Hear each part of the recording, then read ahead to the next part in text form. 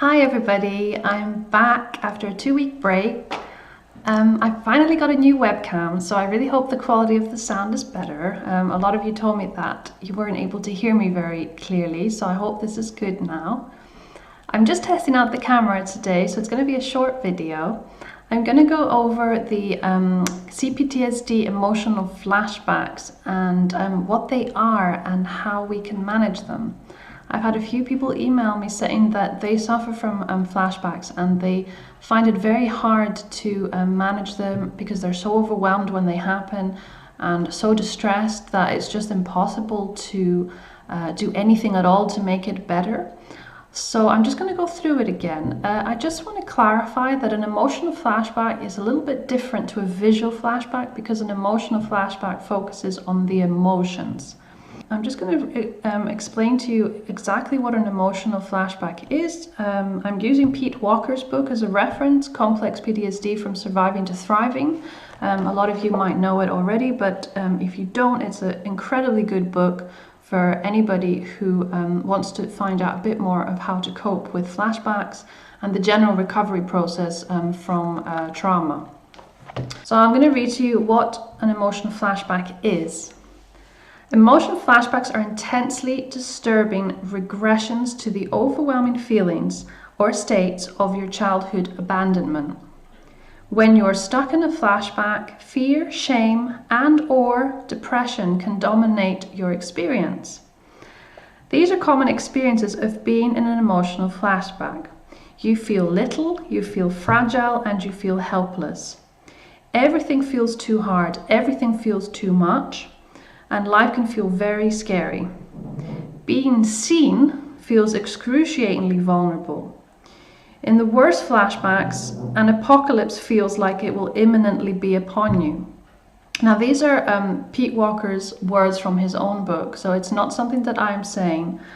When you're trapped in a flashback, and I'm just going to clarify again, this is an emotional flashback, you are reliving the worst emotional times of your childhood.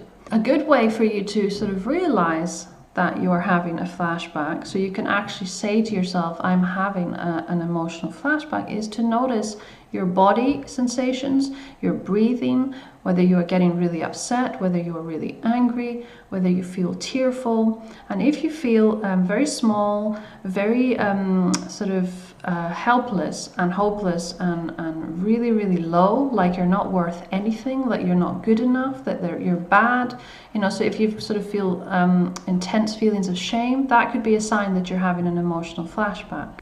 Second of all, you have to remind yourself that you're not in danger anymore, because what you're feeling are emotions that have come up from your past, and that now that you're an adult, you are safe and you are able to control the situation that you're in. So if someone is hurting you, you can remove yourself from that situation. You're no longer stuck in your home as a child who isn't able to leave.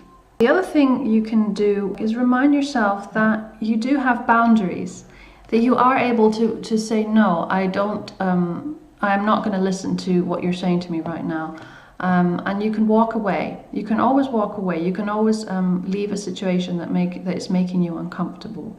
Now, another very important thing is to speak to yourself in a reassuring way. You have to comfort the inner child. The inner child is that child in your past that was constantly hurt by your parents or whoever it was that looked after you, and maybe didn't receive the love or comfort it needed. So the inner child needs to be spoken to in a reassuring way. And the easiest way of doing this is to imagine that there's a little child in front of you and he's crying or she's crying because she's very, very scared and because something really bad happened. What would you say to that little child? You would want to comfort it. You might give it a hug and say, look, everything's okay. Don't worry. I'm here now. I'm here to protect you. You can talk to me if you want to tell me what happened.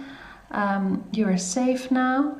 Everything is going to be all right. Anything soothing. What would you say to soothe a child? Also, another comforting thing to tell yourself when you're having a flashback is to acknowledge the fact that it's just a flashback and it is going to end, that everything will pass at some point. So the acute feelings that you're having will pass, they will lessen, and that you are safe and that you just have to comfort yourself and think to yourself, this is just a flashback, it is going to pass, and I'm going to be okay.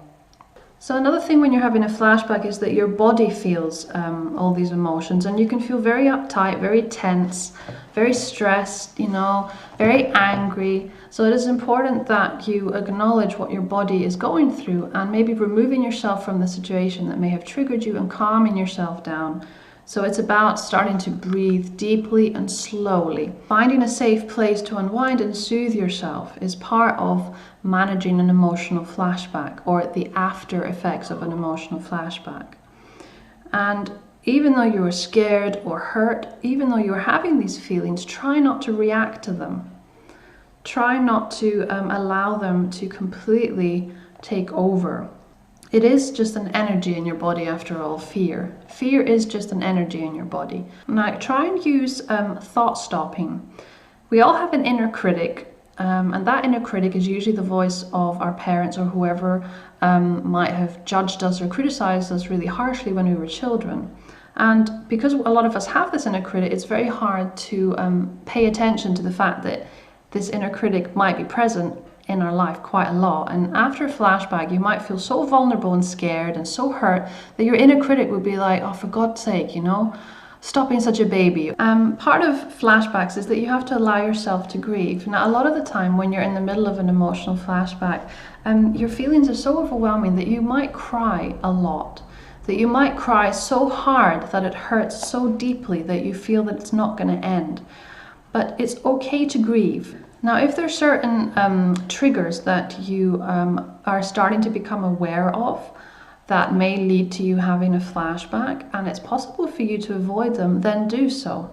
It might not be possible to avoid a conversation with somebody who may trigger you into an emotional flashback, but if there's maybe certain places or certain people which aren't good for you, then try and avoid them as much as possible. Also, when you're having a flashback, it is important to sort of understand, where are these flashbacks coming from? What is causing them, or what might have caused them what might have caused this emotional response in the past? Was it maybe your parent who said something specific to you, or was it another situation in your childhood that was very, very traumatizing and has stayed with you? So every time someone says something now that maybe resembles that situation, that is why you then end up having a flashback. Try and notice what it is, because once you understand the source of the problem, then you can work more on your healing by grieving that or by talking it out with a therapist. So yeah, very important. Now be patient. The last thing, be patient with a very slow recovery process. Sort of getting over trauma, grieving, the whole recovery process is not easy, it's not simple, it's quite complex, and flashbacks and their frequency do lessen over time. The more you heal, the more you talk it out with a qualified therapist, the more you grieve, then the lesser that flashbacks become. Now, if the abuse was very severe, or the trauma was very severe, so with the emotional abuse you also had physical or sexual, and it was prolonged, it took up a huge part of your childhood, then it's going to take longer. It's going to be difficult, and you have to be aware that it's going to be difficult, and you have to be patient with yourself. It's all about managing the symptoms, practicing self-care, self-soothing, grounding yourself, and connecting with other people that are also recovering from something similar is very, very helpful. So if you're not doing it already, then I would suggest that you maybe start some sort of blog and try and connect with other people that are maybe recovering from trauma as well. Or watch videos of other people that are recovering from something similar. It is important to feel validated. So the more you talk about it and the more you share with other people in a similar situation, then the more you're going to heal. So I think that's it for today. I hope the video was good and the sound quality is loud enough so you can hear me clearly. If not, then let me know, but I really hope that this time you're going to tell me that it's okay. It's important to me that you guys are happy and that everything that I talk about is helpful in some small way. Please feel free to leave comments. I'm always happy to reply to people and to start a discussion if it helps. Anything else at all that you're concerned about, then let me know. Click on the subscribe button if you haven't already. I do try and release videos every Monday. If I'm in a bit of a rush, then it might be that instead of a video where I'm talking, it might be a text video. But most of the time I will try and do normal videos like this where you can hear me talk.